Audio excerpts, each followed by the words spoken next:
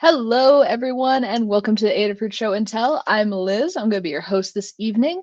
If you would like to join the stream to show off what you've been working on, you can find a link in the live broadcast chat over in our Discord, and that's at adafruit.it/Discord in the live broadcast chat channel.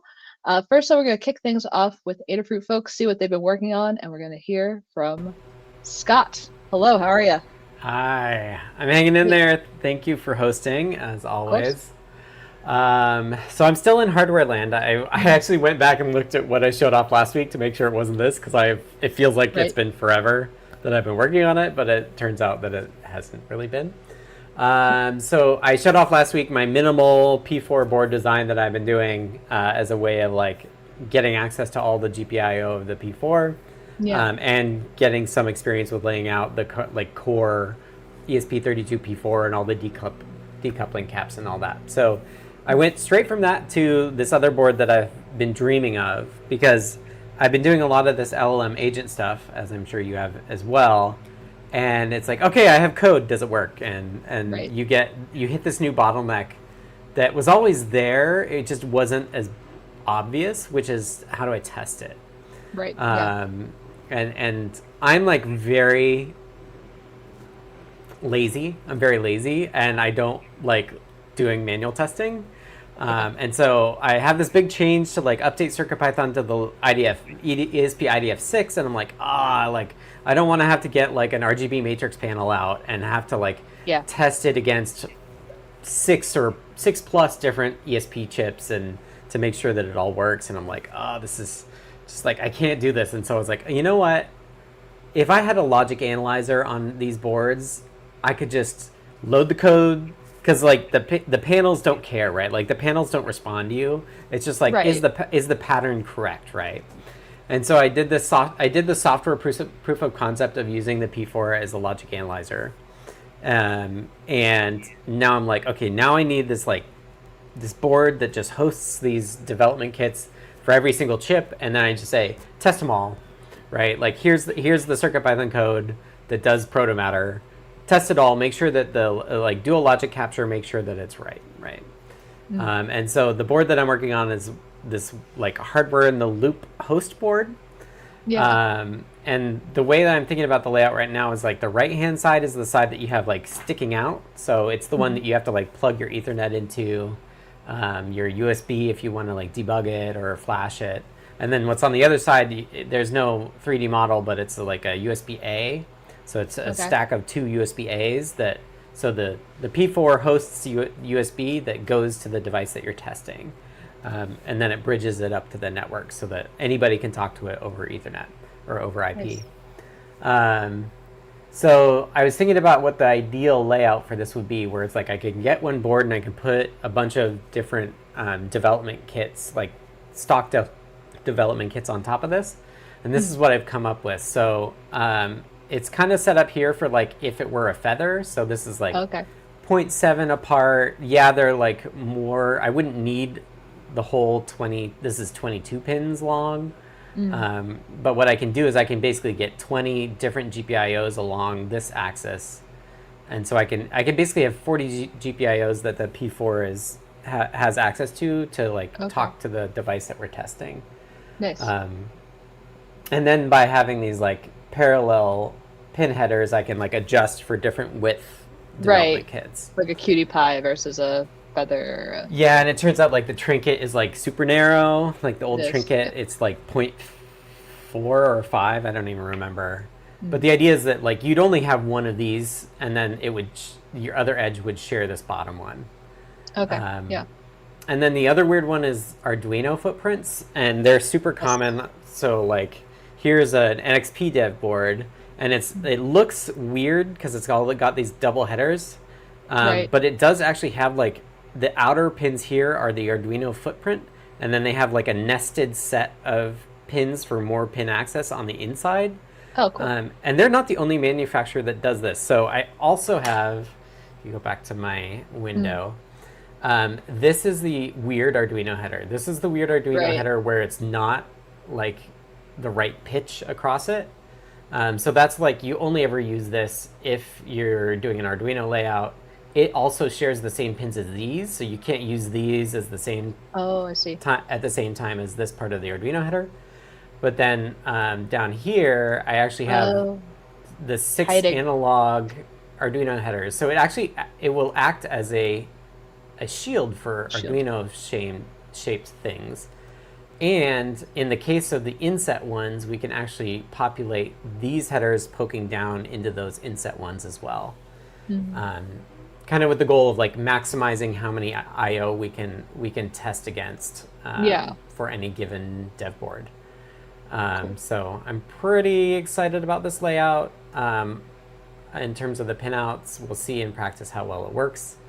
But I've got some work to do. I've been thinking about, okay, how do I power it? If I have 5 of them or 10 of them, how do I power them all and Yeah. sort of power cycle this chip in and of itself and blah blah blah. So, and then yeah, the other challenge, as you heard from the meeting, is like, okay, well, if I put a feather here and the feather has USB plugged in across this Mm. end and it's got 5 volts USB, but then like that 5 volts goes to this pin header, which then goes back to like the GPIO of the P4 and it's only 3.3 volt tolerant. Like, how do I make sure that I don't like blow up the P4 so that I can't use it Right. anymore?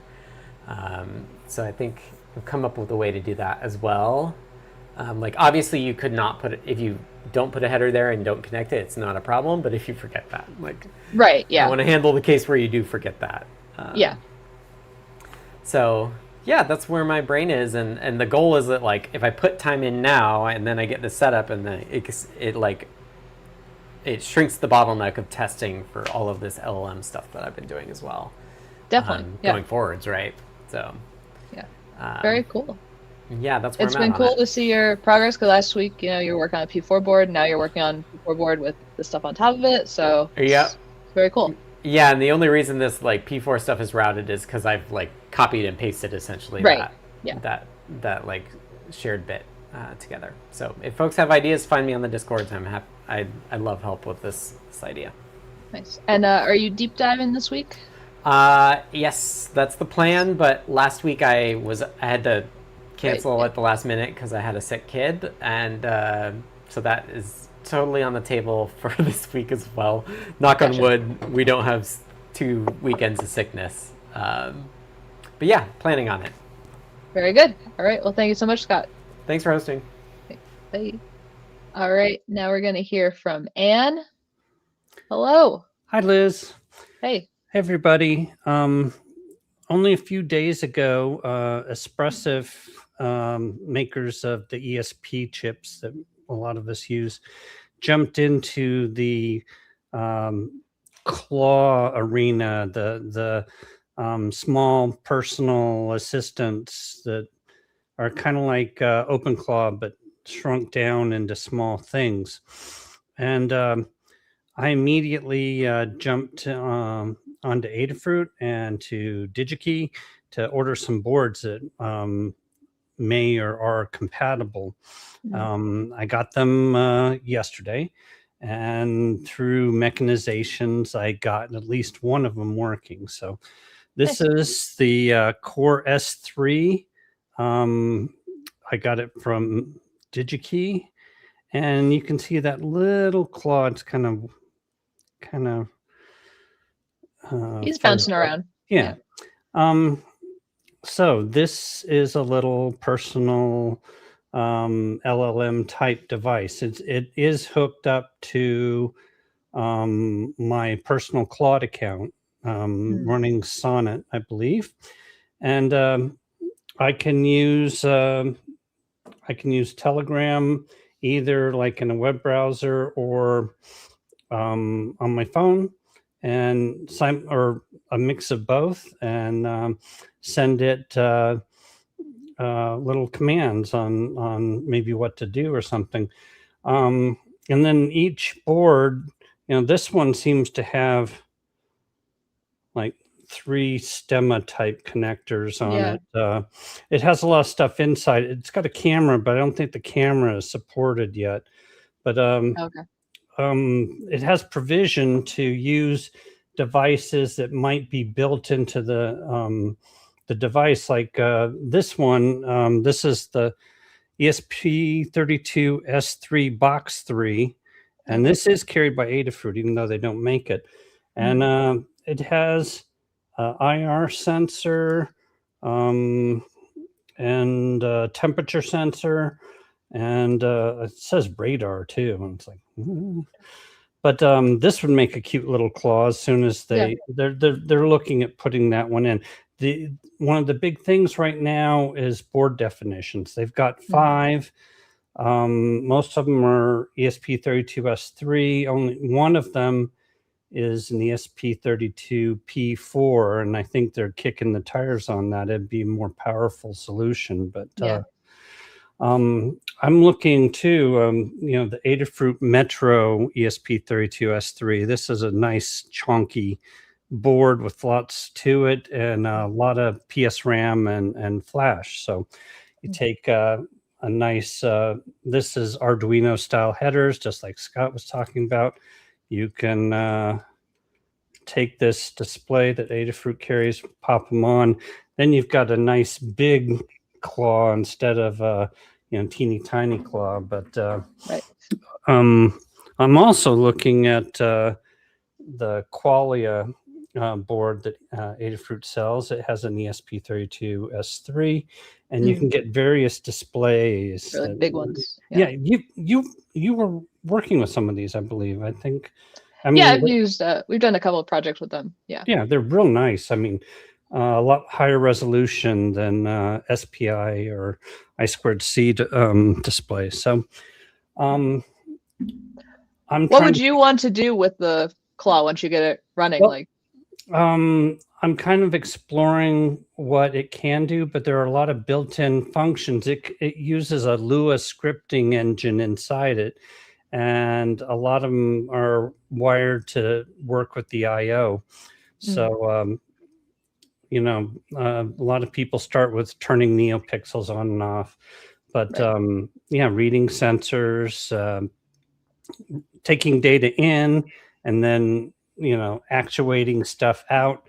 I can browse through the Adafruit learning system and probably get a lot of inspiration. So I think it's kind of exciting. I mean, they're also like timers, so you can tell it, every hour do this. So, like a plant monitoring or something.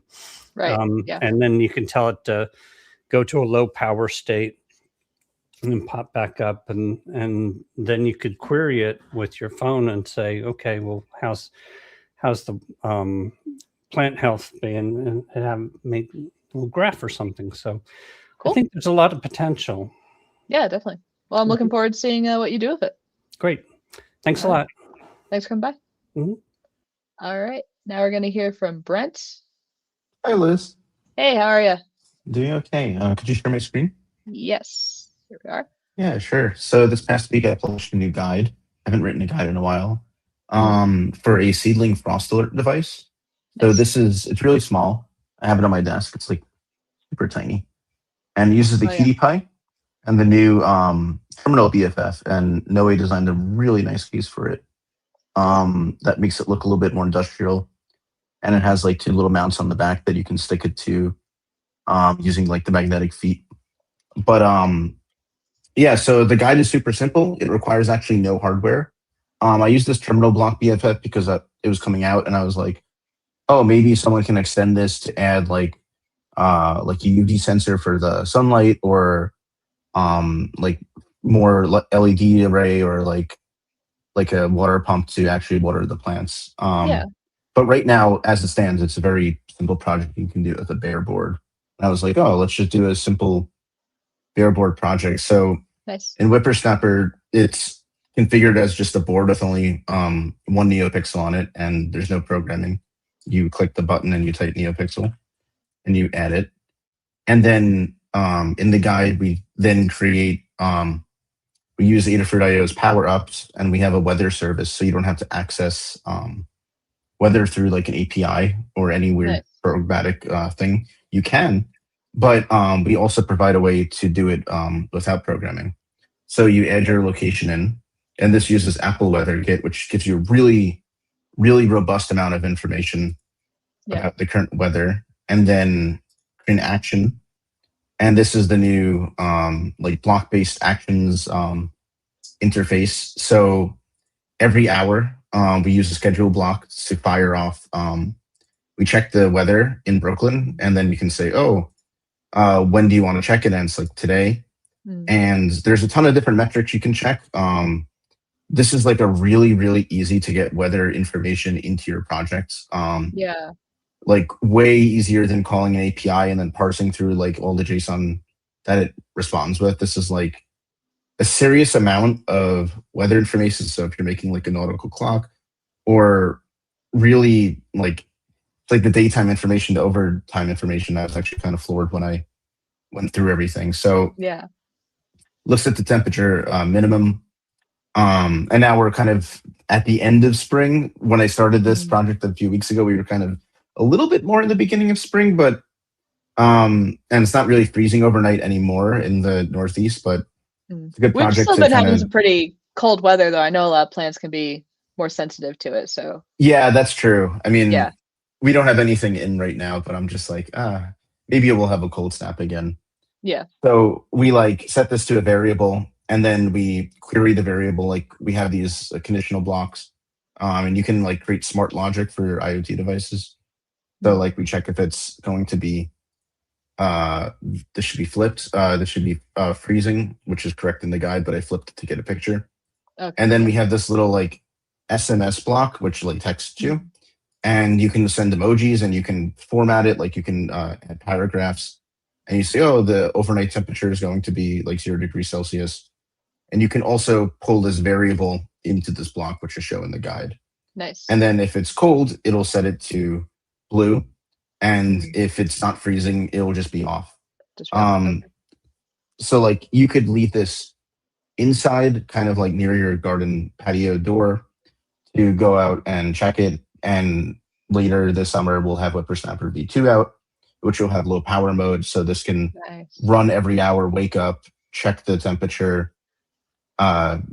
This is all executed from Adafruit.io. So by like the time the device wakes up, it's only going to set the NeoPixel. It's not actually doing any of this logic, which is really, really cool. Yeah. So it's a super simple guide. It's on the learning system, and people who are interested can check it out. That's awesome. Thanks so much, Brent. Always good to see what you're working on with Whippersnapper and everything. Thanks, Liz. Thanks for hosting. Okay. No problem. Have a good one. All right, now we're going to hear from JP. Hey, Liz. Hello. How's it going? Good. So I am sniffing the Bluetooth. Oh. I've got a little clue here. I'm holding it upside down because my cable is short on it. I've got a little clue here, and what you can not really see because it's a little fuzzy, but I'll show you if you share my screen. The REPL for that is just scanning Bluetooth in the air around me and letting me know a little bit of info about those devices. So the first one that shows up there is actually my camera, the one that I'm looking at right now. I didn't realize that one had Bluetooth on, but that's one of its remote options, I think. And we get things like the signal strength and a couple other things. I'll show you one up here when I plug it in. This is a QT Py ESP32, and if you watch my REPL as that boots up, it should show up there down at the bottom. ESP32 BLE gamepad, that just showed up. So that one has some info that you can actually discern.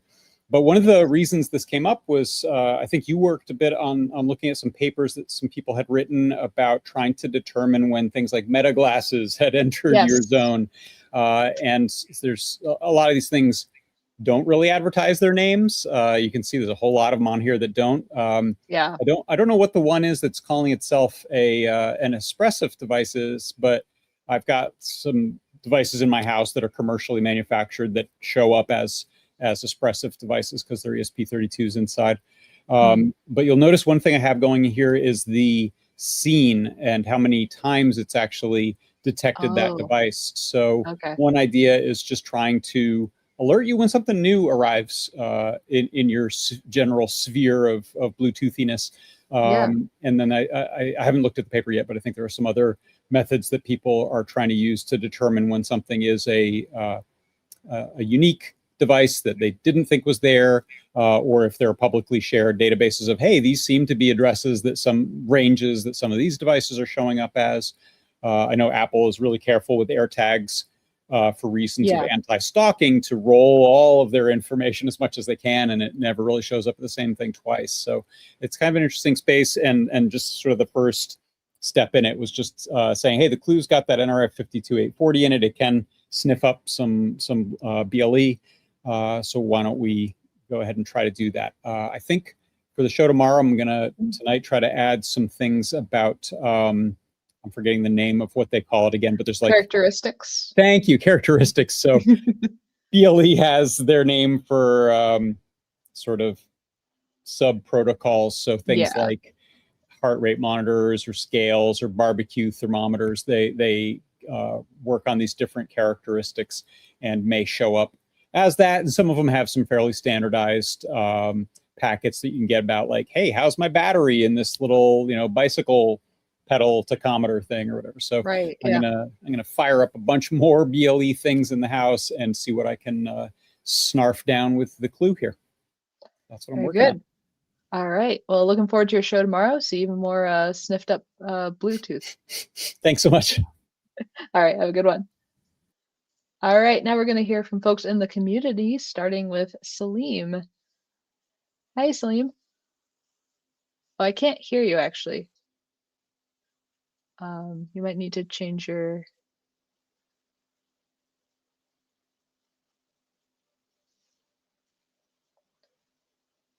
How's that? Now? I can hear you. Yep. Great. All right. Great. Sorry about that. No, all good. Right. All good. So for my, so I'm going to just kind of set up sort of the backstory here on my project. So if you're Gen X or probably a lot of millennials going through this as well, you might be going through what me and my sisters just recently went through, and that's our parents passing away. Sorry to hear that. They were elderly, it's going to happen to all of us, and that's just it. But after you go through all the normal stuff when someone passes away, one of the things you have to go through is going through all their stuff. Yes. Now, my parents were the silent generation. I think boomers did this too. They saved everything. So they had a ton of stuff, and most of it, it's like, you don't really want any of that stuff. But if you're lucky, you might find some pretty cool things as you're going through your house. And one of the things I found was this, a whole bag of 8mm film reels. These are home movies that my dad took back in the 1960s and 1970s.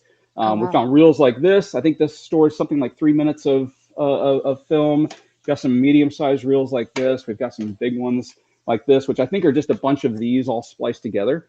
So you can have one continuous movie. Now, if you want to watch these, you got to have a projector. We had a projector, but I have 2 sisters, and we don't have 3 projectors. And who wants to set up a projector? So what you have to do is you have to digitize these things. Now, there's services out there to digitize these. They seem cheap on the face, but when you start adding up, it's like, for 50 feet of film, it'd be like $10. We have thousands of feet of film. Right. It adds up very, very quickly. So you can also buy a film digitizer online, but we're DIYers. We like to build our own stuff. And if you go on YouTube, you can find a lot of people have kind of rolled their own film digitizer. They're all super complicated. It's like Rube Goldberg himself, built these things. I wanted to come up with something a little bit easier. So what I did is I started from scratch and I built my own. Now, I'm going to try to do this with the camera here. Okay. So this is mine. Oh, very cool.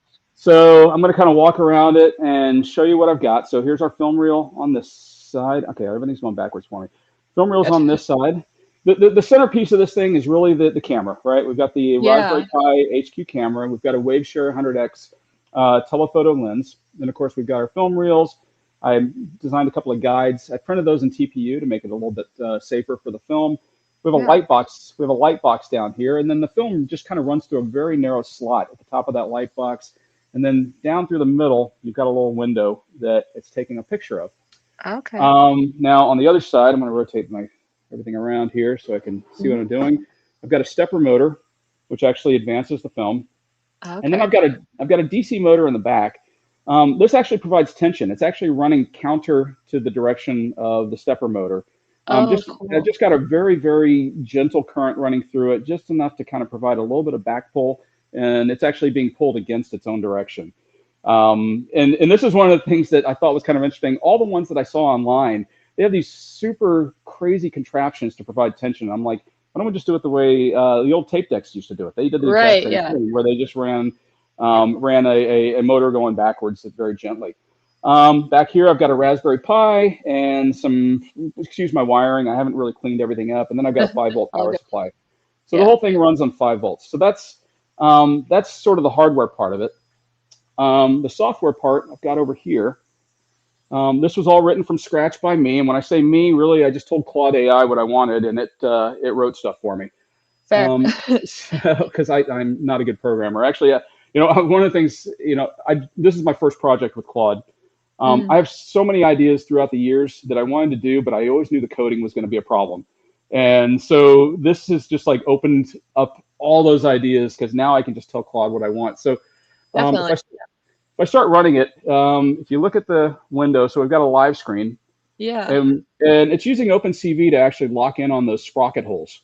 And so that's how it knows where it wants to stop to take a photo. And then it uses the edge of the sprocket hole to know where it needs to crop the image. So if you look at the other side, that's the actual cropped image that gets saved. And it saves each image sequentially, and then it'll put them all together into a movie. So I'm just going to stop this, and I'll show you what that looks like. Let's see if I can get this going. So this is a movie that I'm guessing this is probably my grandmother's house. And that's, I think, my mom. And she always had a white dog throughout her. Different dogs, but they were always little white dogs. So it's probably her. And I think somewhere later in this, we actually see my grandmother. I think me and my older sister are in there. I think I look like I'm toddling around. So I'm maybe like 2 years old. She would have probably been about 5 at the time.